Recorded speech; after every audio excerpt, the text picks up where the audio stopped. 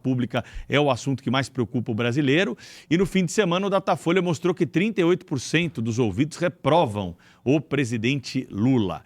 Segundo o Instituto, uma estabilização dessa baixa popularidade do presidente da República, Schiller. Olha, brincar um pouquinho, não precisa nem do Datafolha, tem o Data Jornal Gente aqui na sexta-feira.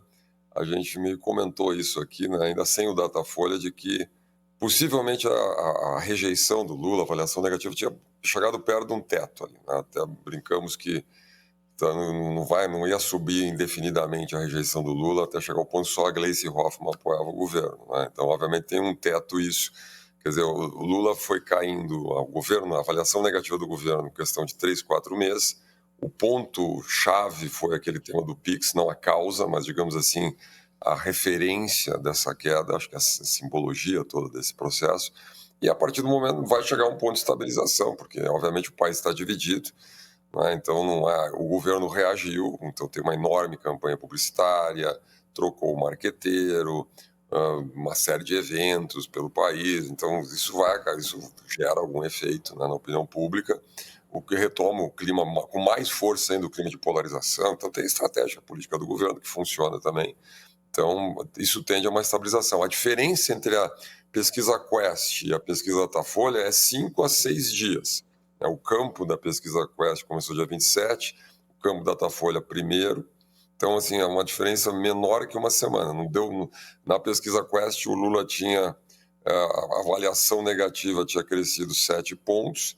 Na pesquisa Datafolha, Lula melhora 5 pontos. Não tem tempo para tanta mudança assim em menos de uma semana, né? O que aconteceu são diferenças de metodologia que captam sinais da realidade. É isso que está acontecendo. Então, as pesquisas têm metodologias um pouco diferentes, né?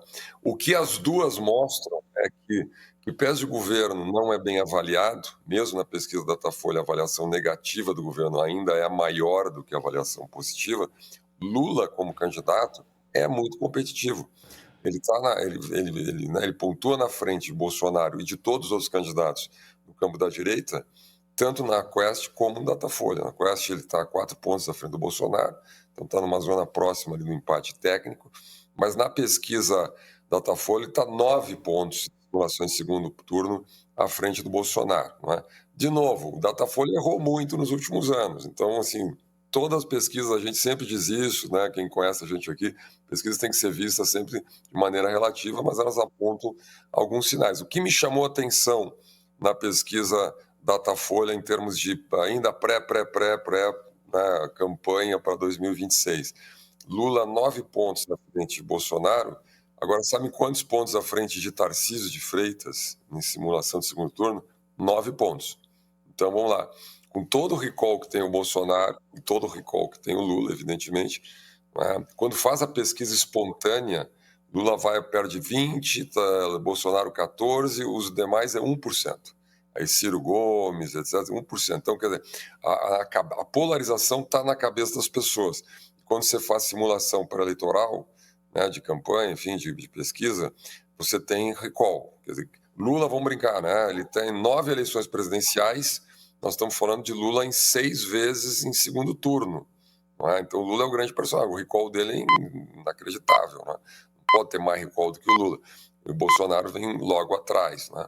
Agora, o que chama atenção, então, a diferença é 9 para tanto Bolsonaro como para o Tarcísio em relação ao Lula. Só que tem uma pequena diferença. Quando a pesquisa pergunta a rejeição, Bolsonaro tem uma rejeição de 44%. Tarcísio de Freitas tem uma rejeição de 13%. Então tem uma diferença aí, um abismo de diferença em termos de... O Tarcísio de Freitas é o menos rejeitado junto com o Ronaldo Caiado, que tem uma rejeição de 12%, e o Eduardo Leite, uma rejeição de 12%, mas muito, muito frágil nas pesquisas. Né? Então, o que mostra isso? A gente sabe, eleições polarizadas, especialmente em cenário de segundo turno, é um jogo de rejeições, então, eu vejo muitas análises dizendo assim, Bolsonaro vai indicar um poste, vai indicar o seu cavalo, vai indicar o seu preposto. Não é bem assim. Tanto o governador Tarcísio como o governador Ratinho Júnior, já numa escala um pouco secundária, ou os outros 2 pretendentes, como Romeu Zema e Ronaldo Caiado, têm personalidade própria, não são simplesmente... Seria, digamos assim, um preposto se fosse alguém da família, o Eduardo Bolsonaro, o Flávio Bolsonaro, etc. Mas isso não está, esse quadro eu acho que não é realista hoje, né? Então, uma pesquisa bastante significativa nesse sentido e mostra o seguinte: os governadores, especialmente o governador Tarcísio de Freitas, têm um potencial de diálogo com o centro político, porque a rejeição é muito mais baixa que, eventualmente, o ex-presidente Bolsonaro não tem.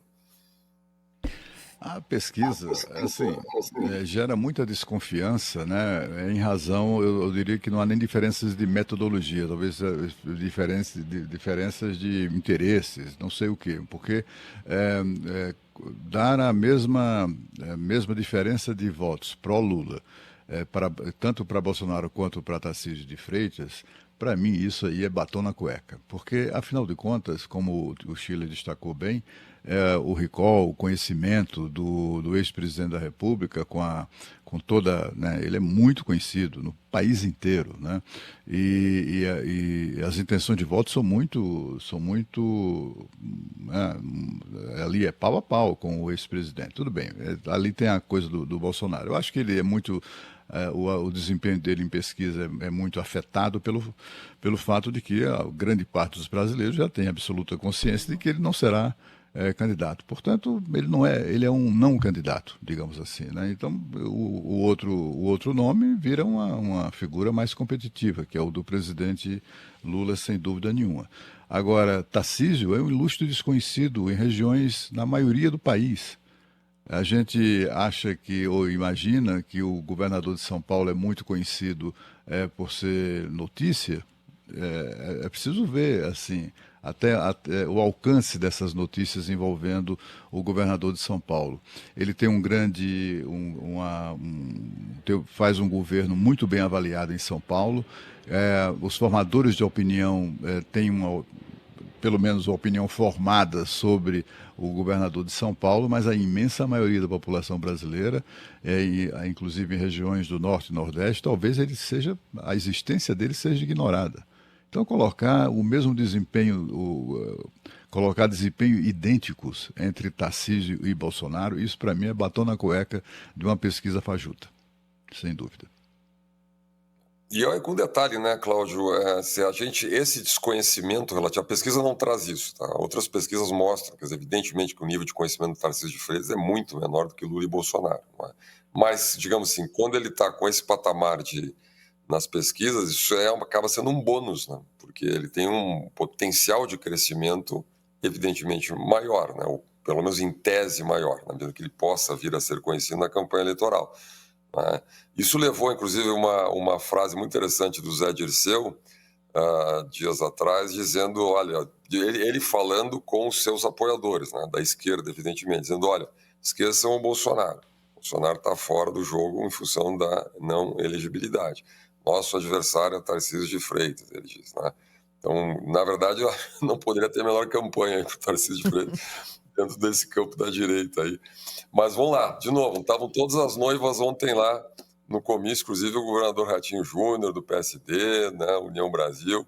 Nesse país muito estranho, né? Os partidos têm ministro no governo e estão no palanque do principal candidato da oposição. Mas, como dizia Tom Jobim, o Brasil não é para principiantes, né? Fernando Schiller volta aqui no Jornal Gente ao longo da semana. Obrigada, Schiller. Até a próxima. Valeu, pessoal. Boa semana.